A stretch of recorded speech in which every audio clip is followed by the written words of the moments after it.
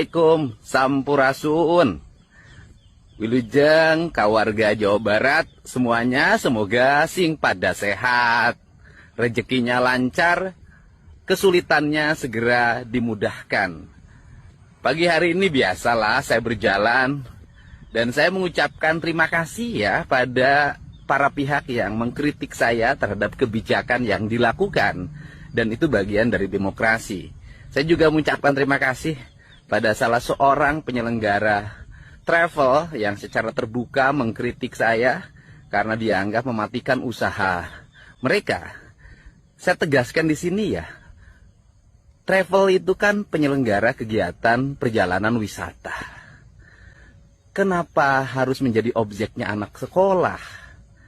Kalau menjadikan objek anak sekolah, berarti melakukan eksploitasi terhadap proses pendidikan di kita, merubah dari pendidikan yang punya karakter menjadi pendidikan yang komersial. Dan kalau menjadi penyelenggara tour travel objeknya hanya anak sekolah, nggak usah belajar marketing. Itu cukup bertemu dengan kepala sekolah, kasih diskon yang cukup, jadi deh barang. Meskipun kualitas penyelenggaraannya misalnya buruk dan bisnya mengalami kecelakaan seperti kasus yang terjadi di SMK di Depok di Ciater. Dan kemudian kalau ada yang mengatakan ada yang miskin itu adalah tugas gubernur untuk merubah nasib mereka, saya katakan justru kegiatan yang saya lakukan adalah bagaimana menurunkan angka kemiskinan. Karena apa? Karena orang tua yang penghasilannya pas-pasan dengan mengikuti kegiatan-kegiatan di sekolah yang menghabiskan anggaran sampai 4-5 juta, itu bisa berdampak pada menurunnya angka kualitas hidupnya.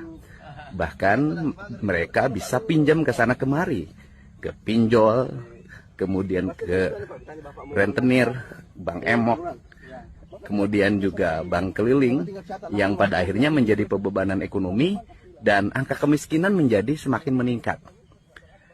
Sedangkan pembebasan mereka dari kewajiban untuk melakukan pembayaran di luar kepentingan pendidikan dasarnya itu sendiri sesungguhnya adalah ikhtiar untuk meningkatkan taraf hidup masyarakat, mendidik masyarakat untuk berinvestasi, kemudian menghilangkan tradisi orang Jawa Barat, kajenting tekor asal sohor.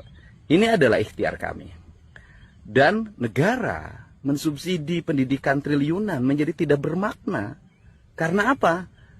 Karena tujuan dari mensubsidi pendidikan agar beban orang tua itu menurun, bila perlu zero atau nol.